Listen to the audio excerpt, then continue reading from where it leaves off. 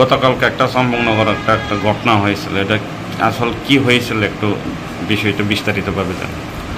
Actually গতকালকে রাত্র অনুমান 9:30টার দিকে চম্পকনগর যে আমাদের হাসপাতাল আছে, এই হাসপাতালের ডাক্তারবাবু আমাদেরকে ইনফর্ম করছে যে একটা মেয়ে, নাবালিকায় মেয়েটা আপনার এখানে ভর্তি হয়েছে এবং তাদের সন্দেহ হয়েছে মেয়েটার সঙ্গে সেক্সুয়াল অ্যাসাল্ট এরকম কিছু হতে পারে।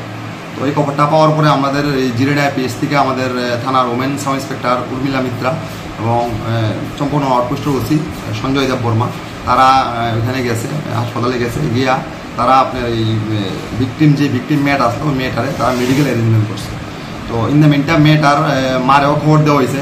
মেয়েটার বাড়ি একচুয়ালি তেলিয়ামুড়াতে। তো মেয়েটার মা রাত্রে আয়াসিরা মেয়েটার সঙ্গে কথা কইছে, আমাদের অমুন অফিসারও মেয়েটার সঙ্গে কথাবার্তা কইছে। তো জানতে পারছে মেয়েটার এক সৎ দাদু চম্পকনগর এলাকাতে বাড়ি, ওই দাদুটা 9 তারিখে এবং 10 তারিখে মেয়েটার সঙ্গে সেক্সুয়াল ইন্টারকোর্স করছে।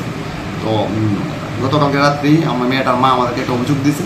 অভিযোগ মূলে আজকে আমরা সকালবেলা ভোর সকালে যে কেসের আসামি অভিযুক্ত গোবিন্দ রূপিণী, ওনারে আমরা এই কেসে অ্যারেস্ট করছি এবং আমরা আজকে ওই ওনারে আগরতলা কোর্টে প্রেরণ করছি।